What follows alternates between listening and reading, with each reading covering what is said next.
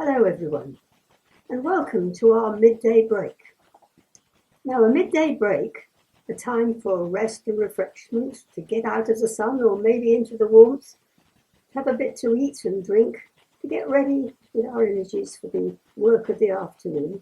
That's been a traditional part of ordinary everyday life for generations, and I think in most cultures. And it's certainly still a part of ours, even in our production-driven culture. But today, for us, in these peculiar circumstances, it's a short time of simply of silence and prayer and refreshment in the presence of God. Creative God, whose vision saw a world that is good, whose energies formed its shape out from the empty gases of space, then rested on the seventh day. We thank you that to rest from labour was blessed by you, that you showed us that refreshment should be part of the working day. Sustaining God, in whose world day and night, sunshine and rainfall, cold and warmth, are all alike valuable. Teach us to accept them all with praise. So in silence, we turn and rest with you.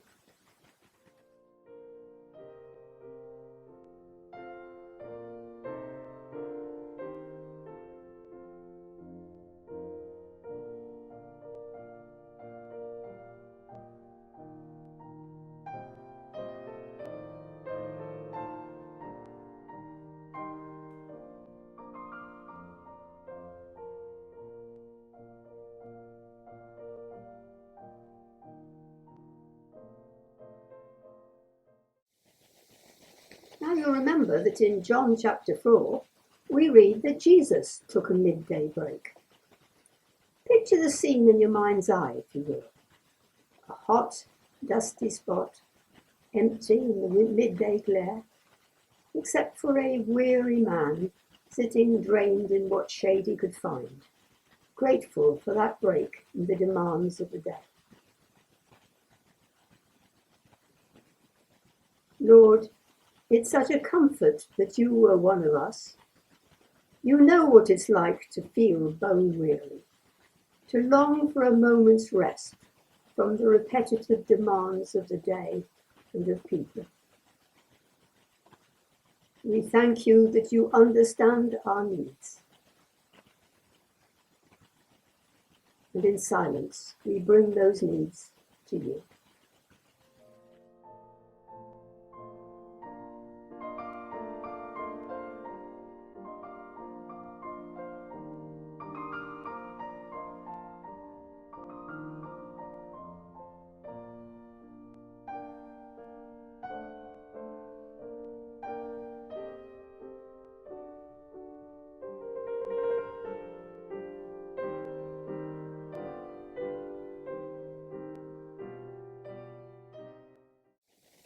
Let me take you back to the well that midday. You see the woman approaching, a little cautiously when she sees the man sitting there, but driven by her desperation for water, and to get it at the time of the day when the nasty looks and the hurtful words won't assail her, she carries on. The words come anyway. Please, will you give me something to drink? Shocked, she reacts none too politely. Oh, push off. You know perfectly well that a man like you, a stuck-up Jew, ain't going to accept a glass of water from the likes of me.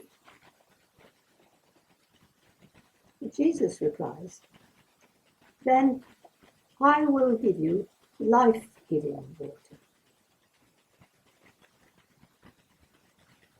Lord, you approach us all. You offer each one of us life-giving water. Please give us your life-giving water. Let it become in us a spring that quenches our thirst today and for always.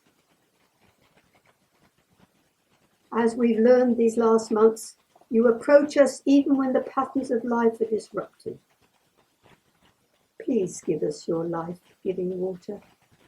Let it become in us a spring that washes away fear and revives our faith and trust. In silence, we bring this prayer to you.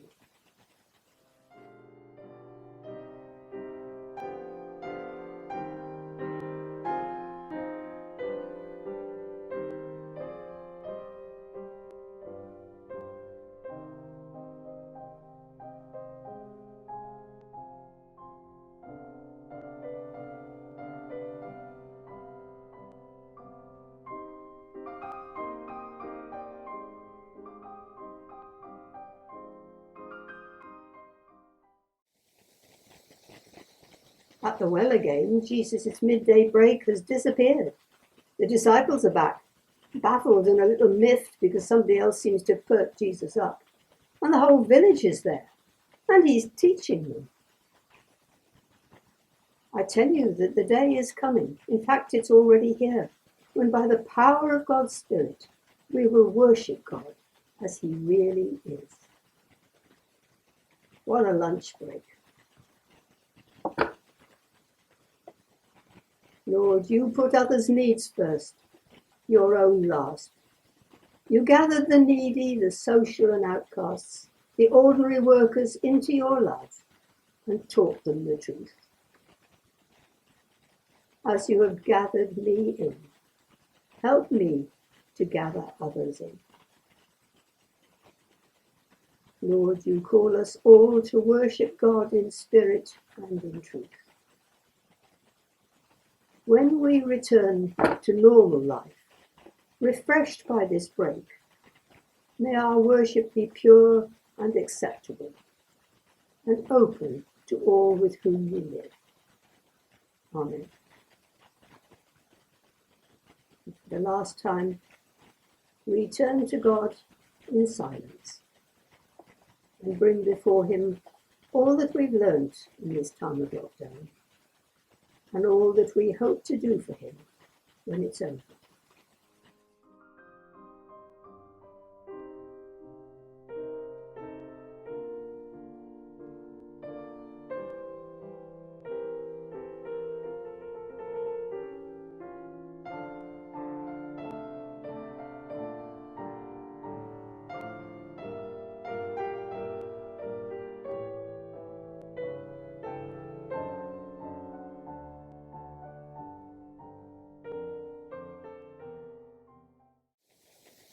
Well, our short lunch break is over, but we're going to close it with a traditional delight.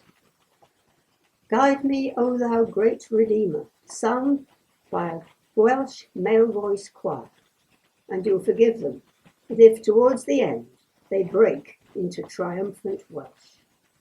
Goodbye.